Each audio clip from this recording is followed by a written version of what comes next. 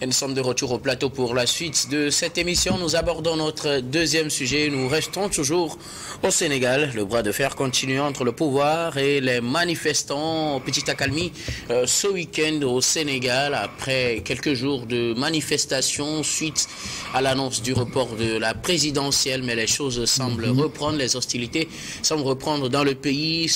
En ce début de nouvelle semaine, débrayage général annoncé depuis vendredi. Les gens sont dans la rue, les manifestants s'opposent aux forces de l'ordre qui tirent à coups de gaz lacrymogènes. Le bilan des manifestations depuis le week-end fait déjà 3 morts, un mort à Dakar, un mort à Saint-Louis, un mort à Ziguinchor, en Casamance. 3 principales villes du pays sont endeuillées donc par ces morts déjà en ces débuts de manifestations. On sait que les manifestations depuis 2021 ont fait plus d'une vingtaine de morts, se dirigent vers une situation pareille. Pour le moment, nul n'a la réponse. Ce qu'on sait, c'est que les manifestations reprennent au Sénégal et ça craint en tout cas pour la suite. Macky Sall tient bon. En tout cas, il essaye de justifier sa position. Pour lui, c'est d'éviter que le pays ne sombre. Après son départ, son camp l'assure, Macky Sall n'a pas des intentions de briguer un 3e mandat. Ce petit report, du moins petit selon certains, ne permet que de mieux organiser les choses pour arriver à des élections apaisées. Fioclo. Oui, les événements survenus après l'annonce de ce report le contredisent. Ils ne voulaient pas qu'il y ait des situations chaotiques, mais le chaos est arrivé. Ce qui veut dire que... Peut-être que c'est un chaos mineur, bon, si je me permets. S'il y a mort d'homme, ouais. Donc le chaos n'est plus mineur. Et en dehors de ça, c'est toute la classe politique. D'ailleurs, s'il y a un chaos mineur, c'est la question qu'on se pose. Toute la classe politique de l'opposition, et même les membres de son parti et de son rassemblement politique ont démissionné. Il y a eu les appels à la grève. Les leaders religieux de tous bords ont dit niet, ce qui veut dire qu'il n'est pas en bonne posture. Que faut-il faire? Négocier. Et la négociation va se faire avec qui? Il a parlé d'un dialogue national qui va ouvrir. Il va prendre des mesures pour apaiser le climat social dans le pays. Mercredi, le climat social politique. La ministre de la Justice qui a dit que la loi a été votée à l'Assemblée nationale et qui a décidé de la prolongation du mandat de 10 mois. Que ce sont les représentants du peuple qui y sont. Mais elle n'a pas parlé de ce qui s'est passé avant qu'on en arrive là dans l'hémicycle. Vous parlez les gendarmes sont rentrés dans l'hémicycle pour faire sortir certains députés afin de permettre à ceux qui lui sont favorables de voter. Nulle part ailleurs, ça ne peut être acceptable. Et surtout qu'il est dit qu'au niveau de la Constitution, il y a un article qui interdit de toucher le report des élections. Ce qui veut dire que Macky Sall s'est préparé. C'est pourquoi il n'a pas fait la consultation avant de faire l'annonce. L'annonce a été faite et l'Assemblée a légiféré pour l'entériner, alors que ça devait être le contraire. C'est pourquoi moi je dis que, je l'avais dit aujourd'hui, il y a 8 jours, que Macky Sall joue un sale jeu qui va lui causer des problèmes. Et voilà, le pays a connu des débrayages après ceux de juin 2023. Merci beaucoup à vous, Fioclo. On reviendra tout à l'heure sur ce qu'on disait avant la position de la CEDEAO dans tout ça. Mais bien avant, Gabin Adjao, 3 morts, c'est le bilan actuel des manifestations au Sénégal depuis l'annonce du report de la présidentielle. Les bras de fer, comme je le disais, continuent entre le pouvoir et les manifestants qui ne veulent pas accepter cette idée de report de la présidentielle, surtout jusqu'à décembre 2024. Oui, peut-être qu'aujourd'hui, Macky Sall est content de cette situation, parce que c'est ce qu'il voulait. Les tests prévoient quoi? Que les élections aient lieu selon une certaine date. Mais qu'est-ce qu'il a fait? Il a fait un coup d'état constitutionnel. Il n'a pas cette prérogative-là de reporter les élections. Ce qu'il a fait, il n'a pas cette prérogative-là de reconduire son mandat. Moi, j'ai jamais entendu ça quelque part. Le mandat n'a pas été reconduit. C'est 5 ans. Il a juste eu 10 mois. C'est pas la même chose. 10 mois dans la vie d'une nation, c'est beaucoup. La fin de son mandat officiel, c'est le 2 avril. Oui. ça fait plusieurs mois de reconduction de son mandat. Et le peuple sénégalais, c'est un peuple assez mature, il ne peut pas accepter ce genre de choses. Accepter pour Macky Sall ce genre de choses, c'est créer une jurisprudence qui sera dangereuse pour tout le Sénégal. Donc, il faut éviter cela.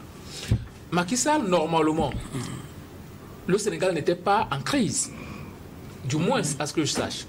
Mais lui, il a parlé d'une crise entre le Parlement et le Conseil constitutionnel. Ben, il y a une crise juridique. Ce n'est pas à lui de venir régler ça. Il y a une séparation de pouvoir. Bien sûr.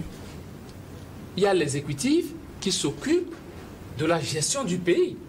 Maintenant, si les juridictions se querellent entre eux, si le législatif et puis le judiciaire se querellent, ben, ça n'engage eux. Quoi qu'il en soit, les querelles ou bien les disputes entre ces deux institutions-là n'entachent pas la crédibilité des élections ou bien ne remettent pas en cause le déroulement des élections. Ces institutions ne remettent même pas en cause la date des élections, ni même le déroulement des élections, ni même du processus électoral. Donc, Macky Sall n'était pas conséquent envers lui-même. Même si, en tant que président, qui est garant de la Constitution, garant de l'intégrité nationale, s'il voit ce genre de choses, la première des choses à faire, c'est de convoquer les acteurs politiques. Qui va le faire? Ben, il va le faire. Il faut le faire en amont. Pourquoi c'est maintenant qu'il y a problème qu'il veut régler le problème, qu'il veut régler le souci? Il devait le faire en amont. S'il a un respect pour ces gens-là, qu'il les appelle, qu'ils aient une assise, et puis qu'ils décident. Imagine un peu, si tout le monde s'était assis autour d'une table, et puis décide, bon, vu la situation, on va reporter les élections. Et que tous ensemble, ils signent un communiqué et ils divulguent ça au sein de la population. Tu penses qu'il y aurait cette tension-là aujourd'hui? C'est parce que les politiques ne sont pas d'accord que les populations aussi se disent, ben, Macky Sall, il est en train de nous rouler.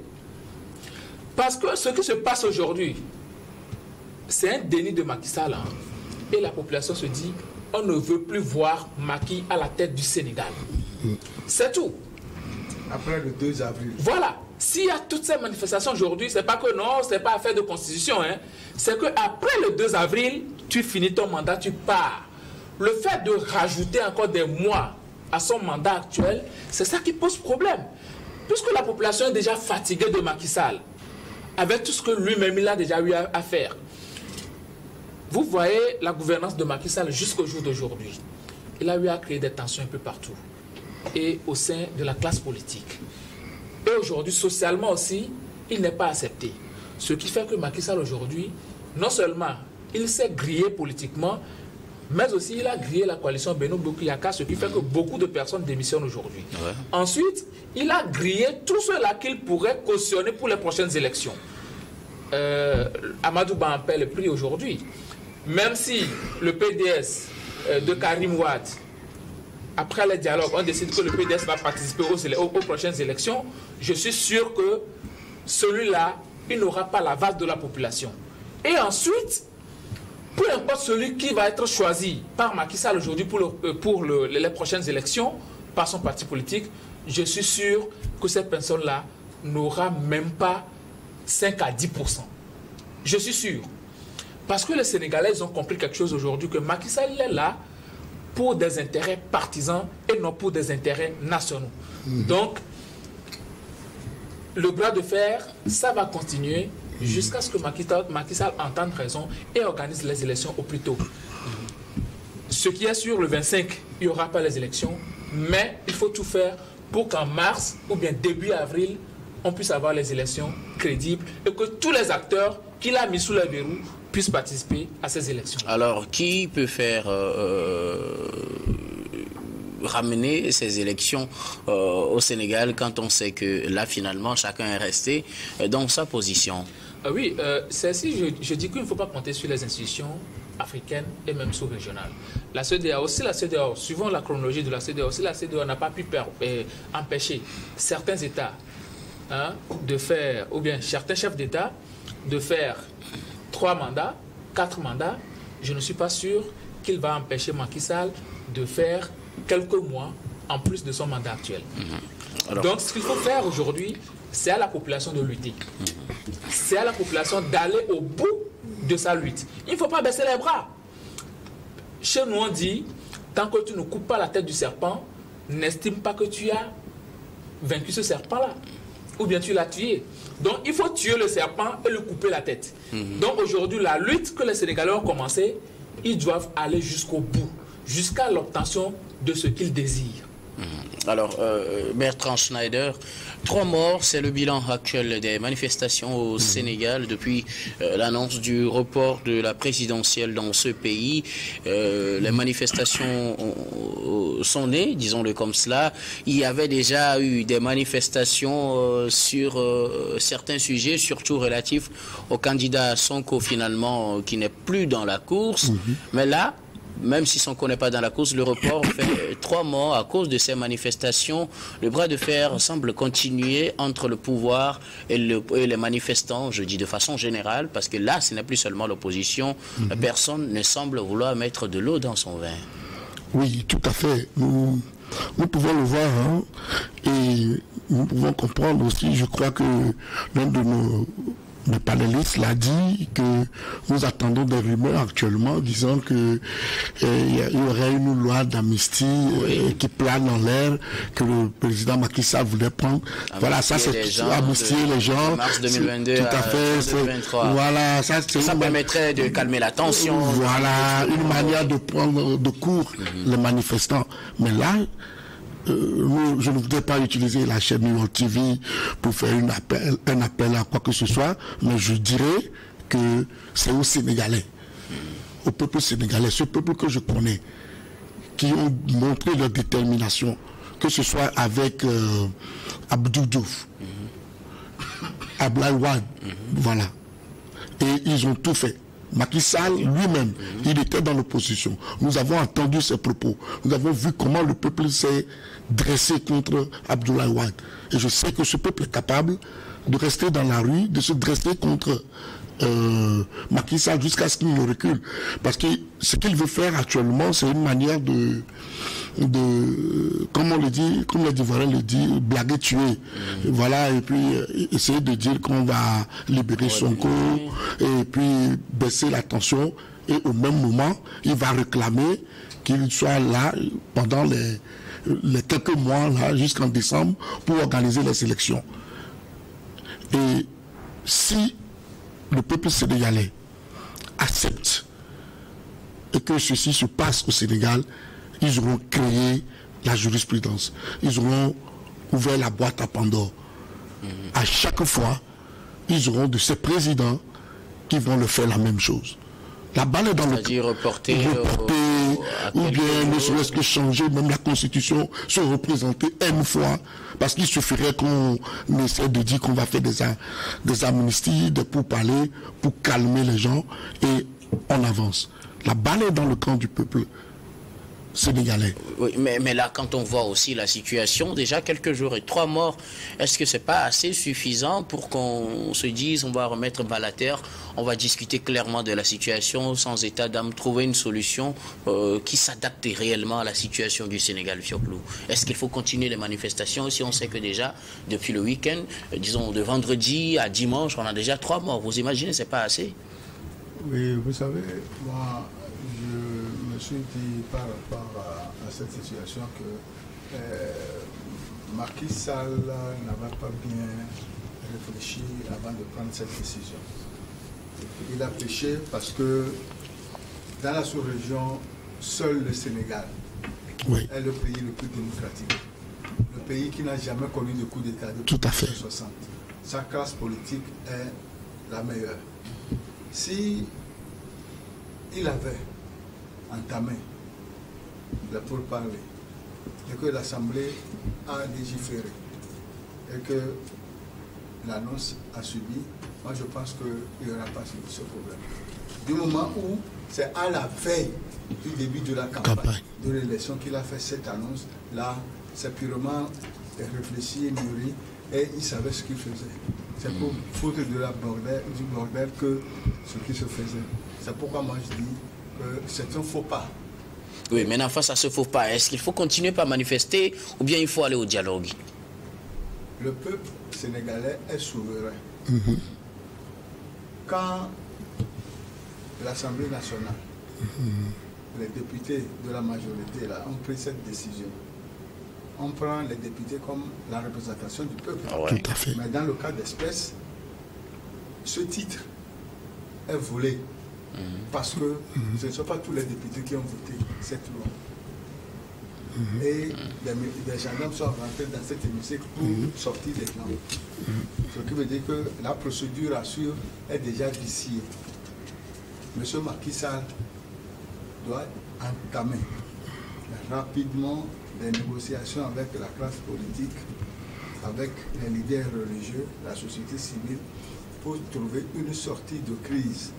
Mais les 10 mois en question, personnellement, moi je ne les accepte pas. S'il faut repousser cette élection d'1 mois, ça serait possible. Au lieu de 25 février, que ça soit fait le 25 mars au plus tard. Pour qu'un mois après, ils puissent quitter. Là, ça veut dire qu'on va encore prolonger son mandat de quelques jours. Normalement, le 2 avril.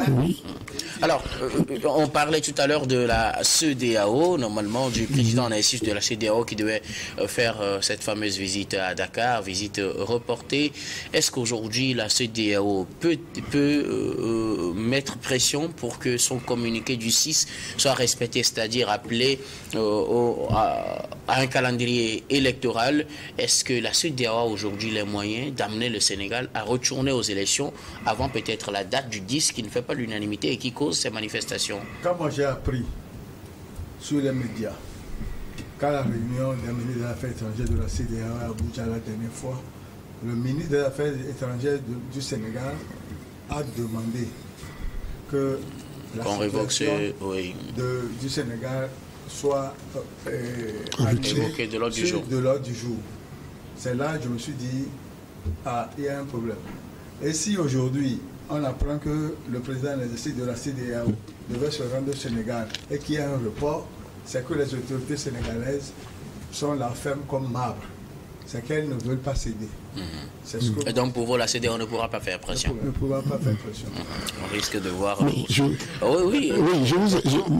je vous informe que Bernard Aimier, qui est le patron des services secrets de l'extérieur de la France, s'est déplacé pour aller voir Macky Sall, au moins ne serait-ce que 20 jours avant que Macky Sall ne fasse la déclaration. Et ceci a été révélé par qui? Par la lettre du continent, la fameuse presse française. Ce qui veut dire que les choses ont été bien mûries, les choses ont été bien ficelées. Vous voyez aussi derrière ces déclarations? Mais non, il n'y a rien d'étonnant, il n'y a rien qui se fait au hasard. Ce monsieur ne se déplace pas pour faire de plaisir d'aller se balader, non. Et quand c'est comme ça, je le dis et je le répète, seul le peuple sénégalais, détenteur de la souveraineté, a le dernier mot. S'il recule, c'est à eux de voir. Mais moi, je pense qu'ils ont le dernier mot. Il ne faudrait pas qu'ils fassent erreur à penser que la CEDEAO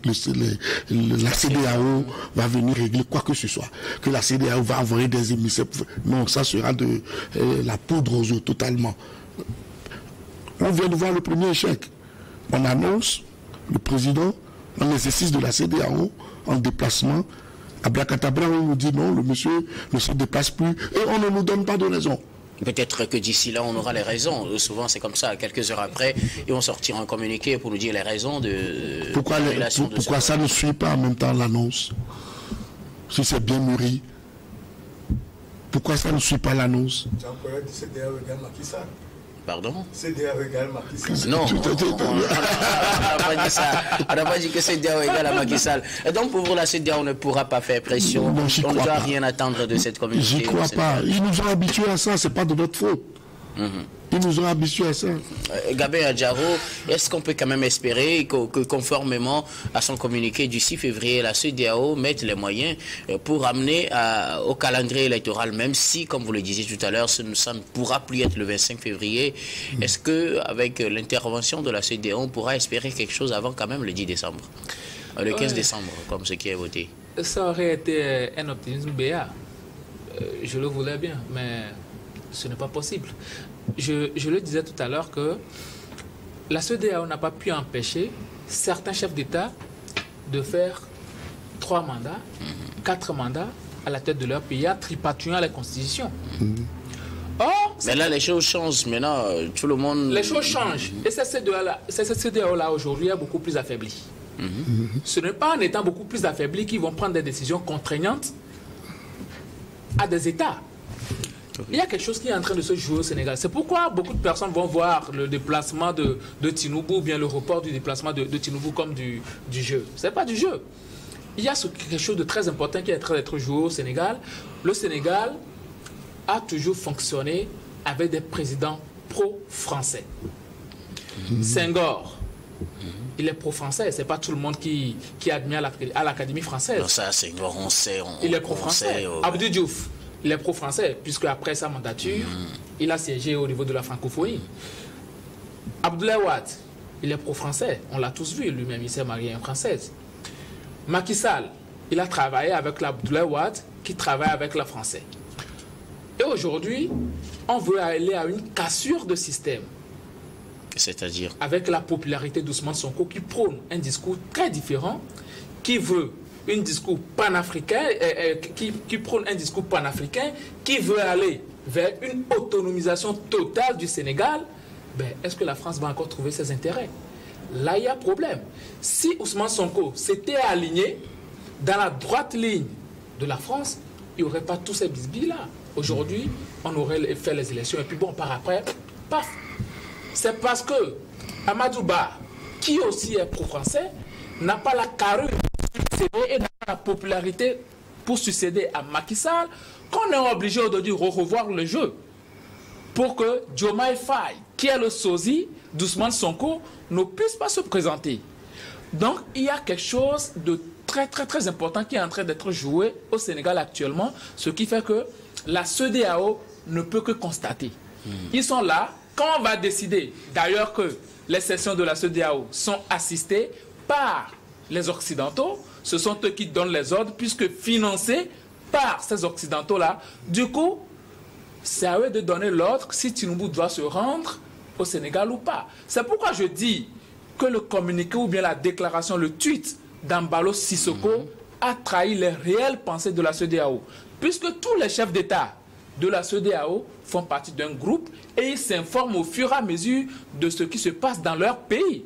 Aucun chef d'État de la CEDEAO ne peut dire aujourd'hui que ce qui se passe à Dakar actuellement, ils n'étaient pas au courant. Du moins, pour le report, ils ne peuvent pas nous dire qu'ils ne sont pas au courant.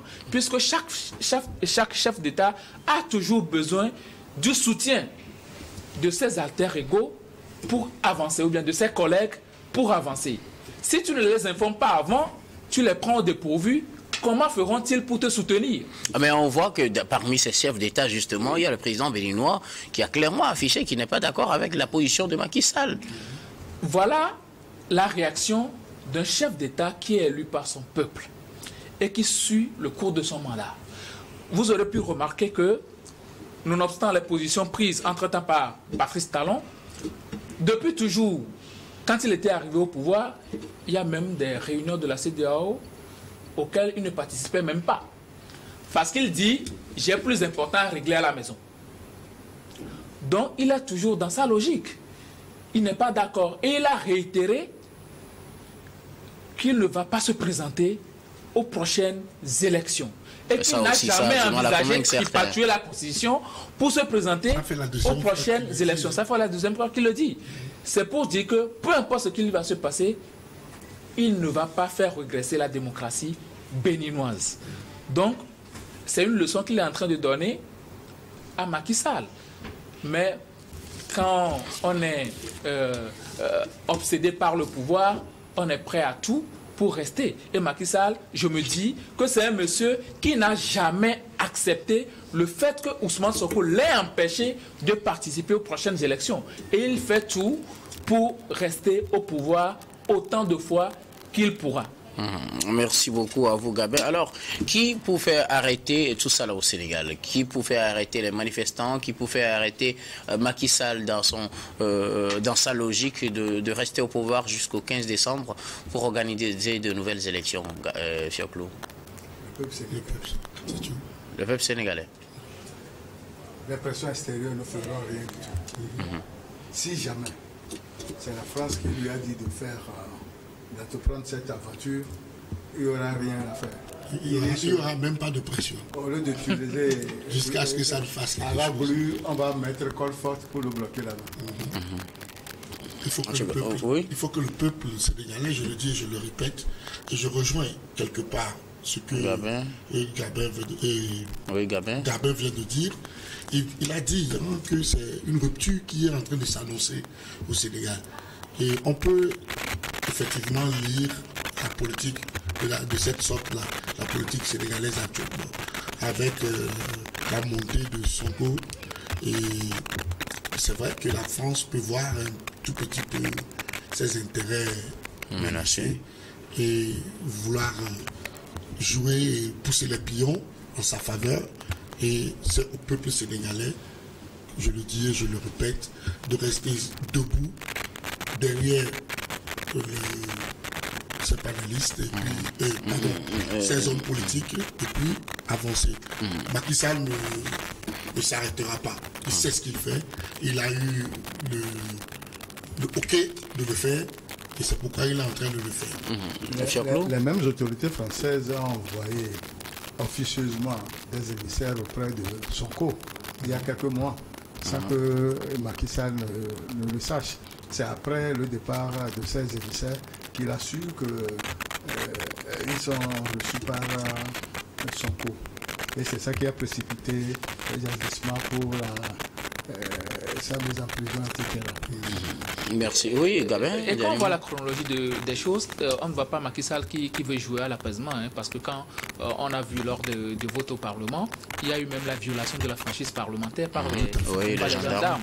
Donc du coup, je ne vois pas quelqu'un qui veut réellement faire bien les choses, poser ce genre d'acte. Parce que moi je dis, derrière ces députés, derrière ces gendarmes-là, c'est la main quand même de Macky Sall. Donc moi je me dis, c'est un chef d'État qui veut à tout prix rester au pouvoir, qui veut faire respecter sa volonté. C'est au peuple sénégalais de savoir ce qu'ils veulent réellement. Et ce peuple-là, tel que je les connais, Macky même les connaît, parce que ce sont eux qui les ont portés au pouvoir, vent debout contre Abdoulaye Wade entre-temps. Donc je suis sûr que ce peuple-là va encore arriver à bout de Macky Sall qui veut faire vaciller la démocratie sénégalaise. Merci. Pour conclure, je pourrais ajouter que seuls les acteurs de la répression peuvent jouer un rôle.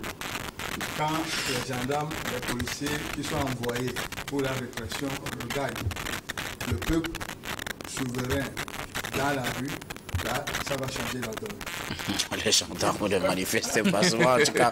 Merci beaucoup à vous pour vos contributions. Nous allons marquer la pause pour le journal, puis on revient juste après pour la suite de cette émission.